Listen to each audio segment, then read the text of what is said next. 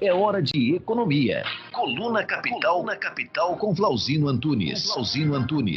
Vamos lá ao vivo então com o Flauzino Antunes. O programa tá tão corrido, rapaz. Nem fomos para apoio cultural, viu? Você viu aí, né? Vamos direto.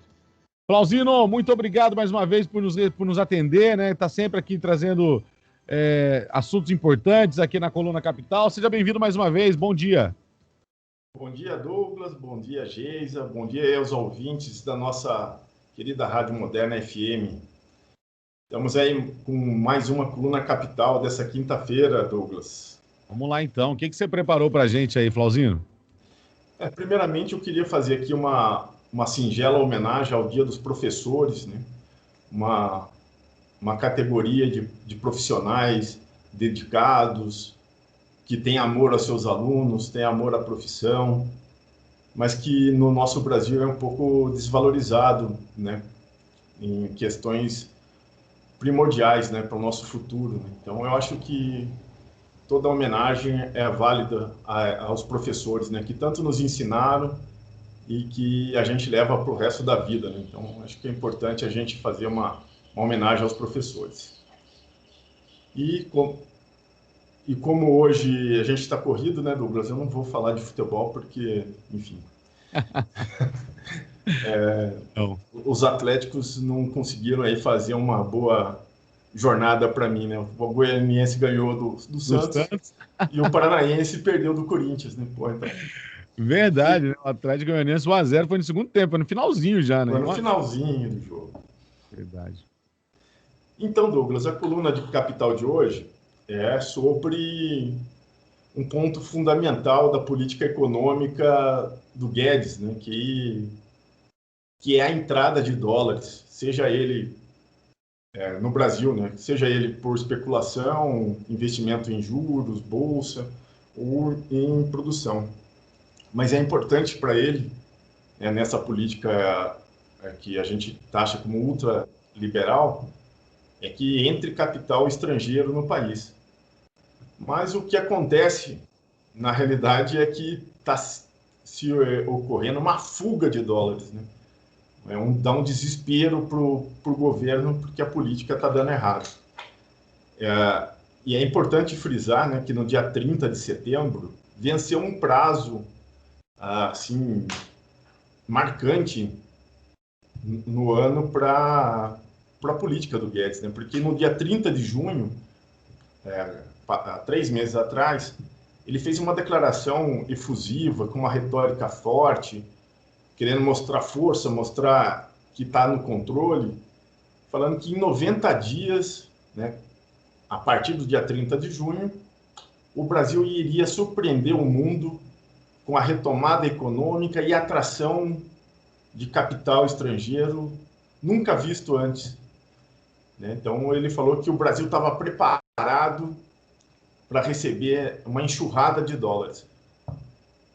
Mas venceu no dia 30 de setembro, né? Até esperei um pouquinho, né, para não falar que não deu uma chance, deu um prazozinho maior para falar sobre isso. Porque, na realidade, o que a gente viu que o saldo entre entradas e saídas de dólares, seja ele especificamente na questão de capital, foi uma retirada de 24 bilhões de dólares. Quer dizer, aqueles especuladores, aqueles investidores, tiraram muito mais do que investiram no país, mostrando que o Brasil não está dando certo, não está dando segurança, não está dando retorno. Quer dizer, eles jogam dinheiro aqui esperando um lucro maior do que eles investem, né? Então saiu 24 bilhões de dólares. Em reais, é 134 bilhões de reais que saíram da nossa circulação de moeda aqui dentro. Isso é prejudicial, né? A gente vê que daí isso vai sendo que nem um efeito dominó, que vai caindo a Bolsa, né? A Bolsa, pelo segundo mês consecutivo, em queda, fechou em setembro com uma queda de 4,8%. O dólar batendo altas sucessivas No primeiro trimestre deste ano foi de 29,4% de alta, no segundo trimestre 4,6%, e agora em setembro fechou o terceiro trimestre com 3,3%. E isso mostra, né, na realidade, que o real está desvalorizado, é a moeda que mais se desvalorizou no mundo nesse período de pandemia, e o governo não conseguiu ter um controle eficaz, efetivo na principal política econômica que ele se propõe a fazer, né, que é dar retorno ao setor financeiro e especulativo, principalmente do exterior. Então, essa é o nosso... Eu sei que hoje nós estamos assim num período que está curto o tempo, né, Douglas? Eu até pedi para o Flauzino, né, para que a gente tentasse ser um pouco mais objetivo na coluna, por conta das entrevistas, né? E o nosso programa também perdeu 10 minutos, né? Lá no comecinho, né? A gente começava às 7 horas, agora a gente está começando lá por volta das 7h15, 7h16, né? Tem um apoio cultural ainda, né? Então só te agradeço aí, viu, Flauzino? Então, aí mostra que todas as políticas, né, o Douglas, quero frisar, as Sim. políticas de reforma trabalhista, reforma da Previdência, que era o carro-chefe dessas reformas, aconteceram no ano passado e não deram resultado em 2020.